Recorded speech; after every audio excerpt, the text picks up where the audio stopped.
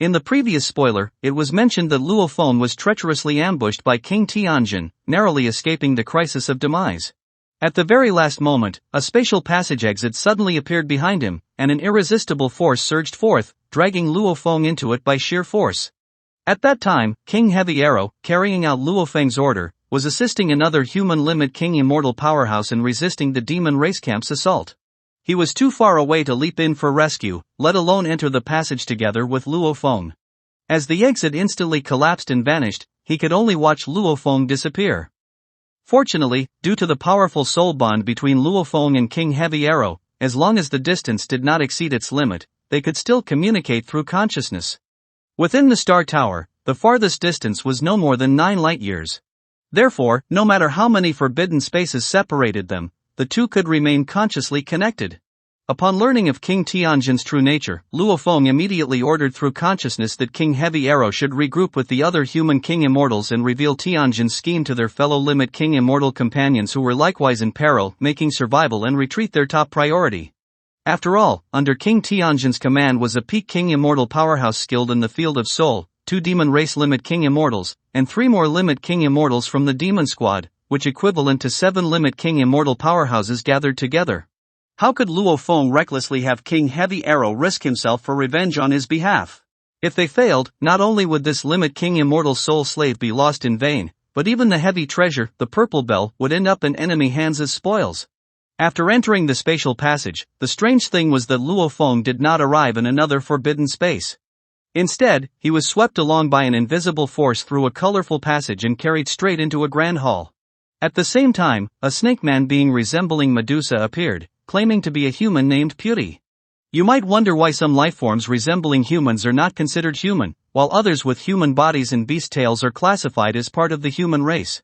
What's even more puzzling is that beings like Beauty and Marquis Piyu, though half human with snake tails, belong to the human lineage, whereas the snake lady Luo Feng encountered on Blood River continent were classified as wild beasts. In fact, according to the setting, although each lifeform has its own unique life presence, as long as they originate from the same race, their life presences are highly similar, marking them as belonging to the same lineage. Thus, snakemen, bullmen, and monkeymen all radiate the life presence of humanity, distinct from that of other races. As for Luo Feng's golden horned beast, though it belongs to the lineage of space beasts, it carries the life presence of demon beasts. This is why the demon race has always regarded all space beasts as one of their own. However, since space beasts possess far greater size and power than demon beasts of the same rank, and refused to be lumped together with them, they eventually became recognized as an independent race of space beasts. The mysterious powerful figure before Luo Feng, though human, naturally emanated an overwhelming aura that left him utterly incapable of resisting. Luo Feng had once personally witnessed Venerable Nine Swords in combat, and with his sharp sense for gauging the intensity of such aura, he immediately realized that Beauty's strength far surpassed Venerable Nine Swords, and fatally approached the level of Primal Chaos City leader. In fact, Beauty was indeed a universe master, and in terms of realm, was only slightly inferior to the Primal Chaos City leader. Unfortunately, the arcana-grade weapon he wielded was considered ordinary among universe masters, causing his overall combat strength to fall at least 1 tier below Primal Chaos City leader, ranking him only at a mid-level among the many universe masters. This was precisely why, after Earth, when Sitting Mountain Guest no longer intended to guide the birth of a new race, he prepared to specially forge a powerful arcana-grade treasure for Beauty. After all, as a true god-level existence, Sitting Mountain Guest, unlike the founder of Huge Axe Dojo bound by his obligations to humanity, bore no responsibility to lead a race against its enemies or toward glory. If he so wished, relying on his ability to resurrect all powerhouses below the universe master level, he could easily command those mighty races lacking a true god of their own, becoming the most dominant leader in the universe. Therefore, his disciples naturally had to be extraordinary without exception. Compared with his second disciple, Flame Emperor, the leader of the Flame God race, his first disciple, Beauty, lacked the ambition to dominate a territory and had no race to command. Thus, he lived in seclusion within humanity's territory, taking on an alias through a single clone, calling himself Tipu. To avoid exposing his connection with Sitting Mountain Guest, he deliberately disguised himself as a mere universe overlord. Yet even with such an identity, it was enough for him to stand on par with Tianshi Palace Master and be ranked among the human race's core echelon. It must be known that he was the creator of the 10,000 soul control secret technique, the very technique Luo Feng had used to enslave Irina. According to the records Luo Feng had obtained, the creator had already cultivated it to the 4th stage, allowing him to simultaneously control over 1,000 soul slaves. Theoretically, the 5th stage, though even the creator himself had never achieved it, would allow one to command 10,000 soul slaves, essentially forming a terrifying army capable of sweeping across the starfield. More crucially, since Pewdie's true level was that of a universe master rather than merely a universe overlord, it was highly possible he had already mastered the 5th stage, not merely the 4th as the records suggested. This alone showed that Pewdie's strength was far beyond imagination. Seeing Luo Feng's face full of doubt, Pewdie patiently explained everything. Only then did Luo Feng realize that making the Star Tower recognize him as its master was actually the final trial set by Sitting Mountain Guest for his future 3rd disciple. Of course, this was merely the last step before formally becoming a disciple. The reason was that Sitting Mountain Guest's true goal was to nurture someone even stronger than himself. One must understand, he had once reached the 1st rank of the God King level, and to surpass him would require achieving at least the 2nd rank of the God King level. For Luo Feng, who was currently only at the mere World Master level, how could Sitting Mountain Guest not lay down trial after trial for him? In comparison, having the Star Tower recognize a master was undoubtedly the most difficult and the most dangerous of these tests. After all, under Sitting Mountain Guest's guidance, Luo Feng had been able to cultivate the 9 Calamities secret tome. This meant that once he broke through to the immortal level, he would inevitably become an invincible king immortal, perhaps even stronger than King Jinyan. At the same time, so long as he passed this trial and formally became Sitting Mountain Guest's disciple, stepping into the Universe Master realm would almost be guaranteed. After all, both Pewdie and Flame Emperor, his 2 senior brothers, had already reached the Universe Master level. Unlike Pewdie, however, the Flame God race and Earth's bloodline had both been personally nurtured into existence by Sitting Mountain Guest. Even before the birth of their respective leaders, he had invested immense effort and resources to prepare and forge powerful arcana-grade treasures for them in advance.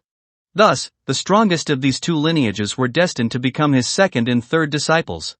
And Flame Emperor was precisely the strongest being of the current Flame God race. As for whether Luo Feng could become Sitting Mountain Guest's 3rd disciple, it depended entirely on whether he could successfully make the Star Tower recognize him as its master. Should he fail, only death awaited him. At that point, Pewdie would once again shoulder the duty of waiting on Sitting Mountain Guest's behalf for the arrival of the next candidate. But such waiting was often unimaginably long. For instance, before Luo Feng's arrival, nearly 10 billion years had already passed since the last candidate. After learning all this information, just as Luo Feng was preparing to begin the process of making the Star Tower recognize him as its master, the recently escaped King Heavy Arrow suddenly contacted him through consciousness. King Heavy Arrow could clearly sense Luo Feng's position, yet no matter what, he was unable to reunite with him. To prevent King Heavy Arrow from becoming the target of King Tianjin and the automaton race camp's pursuit, Luo Feng could only decisively order him to stay far away from the Star Tower, even leave the extraterritorial battlefield, and await his return in safety. After giving these instructions, Luo Feng, with absolute determination, resolutely began the recognition process of the Star Tower. At that moment, the tower's core bead pierced irresistibly into his mind. Unlike other heavy-grade and above treasures, weapons, or artifacts, the Star Tower could not be mastered merely by a drop of blood or the integration of a spiritual imprint. Its process was more akin to forcibly tearing and stripping the candidate's soul apart, bit by bit, and then fusing it with the bead. Such pain of having one's soul ripped apart alive was something not all cultivators could endure. This was especially true for powerhouses at the Universe Venerable level and above. Their souls had already become perfectly fused with every cell of their bodies, further reinforced by a second strengthening from the origin of the universe, making the bond between divine body and soul incredibly solid. This was also why, the higher the level, the more astronomically valuable the treasures capable of restoring the divine body became. Because of this, Sitting Mountain Guest's many experiments had confirmed Universe Venerables simply had no chance of successfully making the Star Tower recognize them as its master. At the very beginning of his attempt, Luo Feng was pleasantly surprised to discover that the pain of soul tearing was far lighter than expected, completely within what he could bear. After all, he had once endured the agony of fusing 165 blood river crystals, which felt as though his flesh and bones were being ripped apart. Compared to that torment, this was nothing. For that reason, during the first several decades of inheritance, Luo Feng could even spare the focus to log into the virtual universe to continue cultivating, or spend time with his family. However, as time passed, Luo Feng soon realized that the rate at which the pain intensified was far too rapid. According to the experiences of the two previous candidates, this inheritance process would last more than 3,000 years. If the agony continued to escalate at this pace, he had no confidence he could endure it to the very end. One must know, among the three candidates, the first not only possessed greater fortune than Luo Feng, but his state of mental cultivation had also reached the level of Lei Shen, yet even he only managed to last a little over 2,000 years. The second candidate's fortune was inferior to Luo Feng's, but his mental cultivation surpassed Hong's, and even then, after bitterly enduring for over 3,000 years, he still perished in the end. From this, it was clear that in terms of both fortune and state of mental cultivation, Luo Feng held no real advantage. If this continued, he was very likely to follow the same path of failure as his predecessors, with only death awaiting him. To increase his chances of success, Luo Feng, after much deliberation, ultimately forced himself to focus entirely on cultivating the path of the beast god, using this to temper his state of mind, hoping that the transformation of his mental state would bolster his ability to withstand the ever-mounting pain. On the other side, the primal Chaos City leader, having just experienced the treasure-snatching battle, although ultimately defeated, finally enjoyed a rare moment of leisure. Through the virtual universe, he attempted to contact Luo Feng to inquire about his situation, particularly curious as to how Luo Feng had managed to activate the King Great Armor. Yet all that greeted him was an automatic reply Luo Feng had preset, stating that he was currently in secluded cultivation. By checking through the military system, Primal Chaos City leader confirmed that Luo Feng's last login to the virtual universe had indeed been after entering the Star Tower, and so he did not press further. After all, the path of the strong could only be carved step by the cultivator himself. With unwavering focus, Luo Feng cultivated the path of the beast god. This not only allowed him to reach the high-tier king immortal realm and the fusion laws of metal and space, but also, through enduring years of soul-tearing agony, gradually strengthened his willpower. However, he failed to realize that the rate of his willpower's growth still lagged far behind the rate at which the pain intensified. After more than 2,000 years of inheritance, the agony finally began to interfere with his cultivation. At this point, though Luo Feng's body was drenched in blood and sweat from the torment of soul-rending pain, he remained unyielding. This stirred a sense of pity in Putti, who even resolved that, should Luo Feng ultimately fail in the inheritance and perish, and if Primal Chaos City leader did not resurrect him, he himself would personally bring Luo Feng back to life. Yet unlike Hong and Lei Shen, Luo Feng, ever since possessing the golden horned beast, a bloodthirsty and slaughter-driven nature had already been etched into his very bones, making it impossible for him to cultivate his state of mind through embracing all things with compassion. Because of this, he had always walked a path of extremity. But under the crushing pressure of more than 3,000 years, he inadvertently compressed and refined his willpower, triggering a qualitative transformation that allowed him to endure for another 1,000 years. Even so, the inheritance was far too long. After over 5,000 years of soul-ripping torment, Luo Feng's consciousness and willpower once again approached collapse. Once that collapse occurred, with his soul losing the dominance of awareness and the cohesion of willpower, the tower bead would shred it completely, bringing about his demise. In other words, throughout the entire process, Luo Feng could never fall unconscious, even a moment's relaxation was forbidden. Yet he had no way of knowing exactly when the inheritance would end, always fearing that he might not last until the final moment. Therefore, not long after beginning this life and death inheritance, Luo Feng wrote a farewell message in advance, setting it to be sent in the 6,000th year of the process. At the same time, he left behind immense wealth for Su Xian and the Luo family. After all, with 10,000 years of growth, the Luo family had already spread across the entire Qianwu universe country. Thanks to Luo Feng's presence, their status there was extremely high. If he were to perish, the Luo family would surely become prey in the eyes of the great powers. And without his protection, Earth too would not escape the plunder of alien races. It is important to note that, in the first tens of thousands of years after the five great powers purchased half of Earth's ownership, the planet's special nature had yet to reveal itself. But as time passed, after hundreds of thousands of years, with a constant emergence of powerful beings, Earth would eventually become an irreplaceable treasure in the eyes of the universe masters. Even if Primal Chaos City leader, out of regard for their past relationship, wished to safeguard Earth for Luo Feng, before the multitude of universe masters and even true God, his voice alone would ultimately carry little weight, and Earth's division would almost be inevitable. What was even more serious was that, even if Luo Feng were to be resurrected in the distant future through time reversal, should he lose the memories tied to the Nine Calamities secret tome, he would naturally no longer be able to fuse large quantities of Blood River crystals, nor could he wield those armor beads. His strength would inevitably decline drastically. At most, he would only be among the top 10 core world masters of the 5 human factions, rather than the absolute number 1. In this way, his standing in the eyes of Primal Chaos City leader would also plummet, his voice regarding Earth heavily diminished, perhaps even lost altogether. For this reason, Luo Feng had to make preparations in advance, leaving a contingency for both the Luo family and the lineage of Earth. This sudden message, the vast fortune, and the accompanying grievous news left Su Xian and the others no choice but to suppress their sorrow, urgently discussing countermeasures and even contacting King Jinyan at once. Although they felt puzzled by Luo Feng's words in the letter which claiming he would return in the distant future, they even suspected it was nothing more than a final comfort before death. King Jinyan, who knew the secret of reversing timespace to resurrect the demised, faintly sensed something amiss. He suspected that Luo Feng had already met his demise and immediately went to seek audience with the Primal Chaos City leader.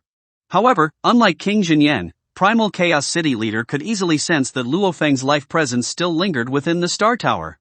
Moreover, it had been there for over 6,000 years, clearly indicating he was enduring some unimaginably dreadful ordeal. One must understand, the fact that the Star Tower had stood upon the 7th battlefield for more than 100 quadrillion years without anyone being able to claim it was proof enough that it harbored secrets so great even true gods could not fathom them. Coupled with the fact that the token he had bestowed upon Luo Feng had never been used, Primal Chaos City leader concluded that Luo Feng still had the means to endure, and thus refrained from interfering. Little did he know, more than 5,000 years of inheritance had already driven Luo Feng to the very brink. His only support was the deep longing for his family. It was precisely this obsession that forced him to persevere for centuries longer. Witnessing this, Putti could not bear it, and even advised him to give up the inheritance. But Luo Feng, on the verge of collapse, was already like a man clinging desperately to life. When that final obsession, too, gradually faded along with his weakening consciousness, countless forbidden spaces suddenly began to quiver and tremble, for the Star Tower had finally welcomed its true master. After more than 6,000 years, Luo Feng succeeded in completing the inheritance.